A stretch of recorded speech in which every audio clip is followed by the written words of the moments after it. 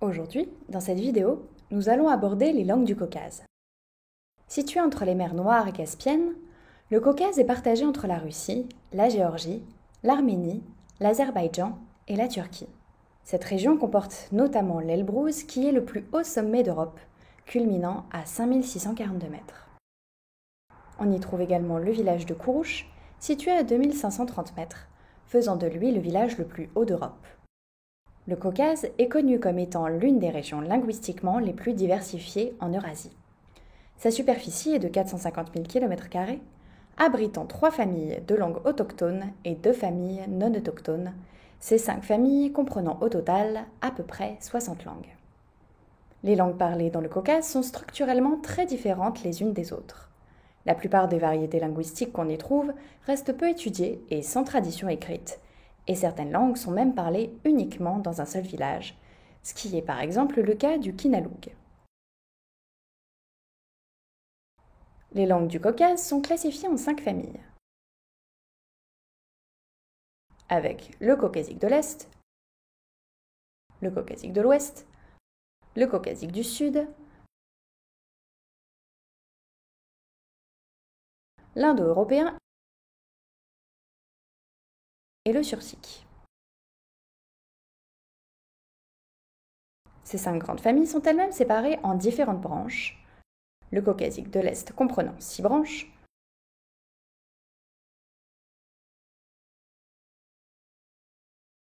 le caucasique de l'Ouest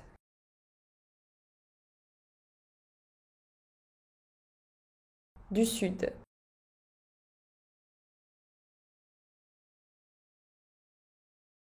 et l'indo-européen comprenant respectivement 3 branches,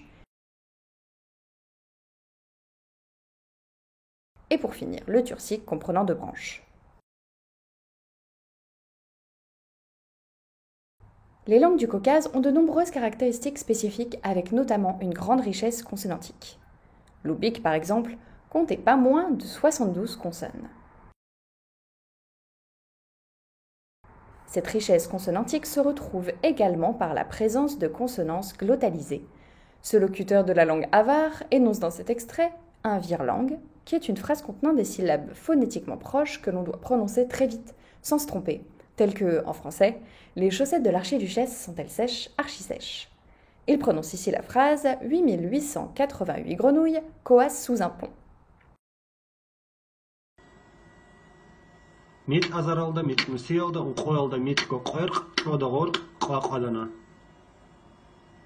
Une autre des caractéristiques des langues du Caucase est qu'elles bénéficient d'un système casuel extrêmement riche. Le tabassaran comprend par exemple plus de 50 cas. De plus, leurs formes verbales sont multiples, puisqu'on trouve notamment 1 500 000 formes fléchies pour un seul verbe en archi. Les langues du Caucase de l'Ouest ont aussi la caractéristique d'être polysynthétiques, c'est-à-dire que ces langues sont hautement synthétiques, puisque les mots de ces langues sont souvent très longs et peuvent même correspondre à des phrases entières dans d'autres langues comme le français. Par exemple, en adiguéen, la phrase française « Ils m'ont fait te le lire avec nous » ne s'exprime qu'en un seul mot. Si vous souhaitez découvrir les langues du Caucase, l'ILARA, qui est l'Institut des langues rares de l'EPH-EPSL, propose 2 formations. La première au premier semestre et la deuxième au second semestre. Ces 2 formations comprennent 11 modules, faisant chacun 2 fois 1h30, chaque module étant consacré à une langue. Les langues proposées sont choisies de manière à représenter tous les grands phylums, c'est-à-dire les grandes branches des langues. Le choix de ces langues sert également à montrer la variation grammaticale des langues de la région.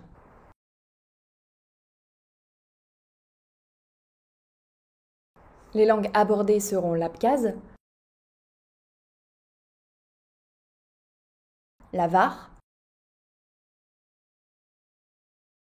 le bat,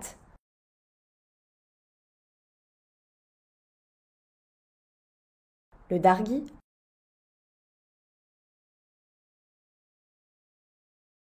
le karata,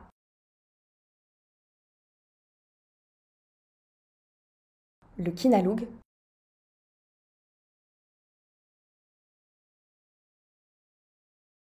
le koumik,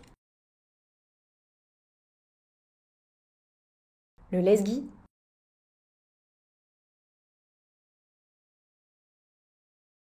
l'osset,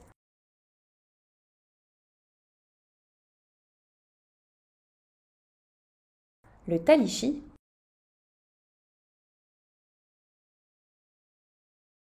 et le zan.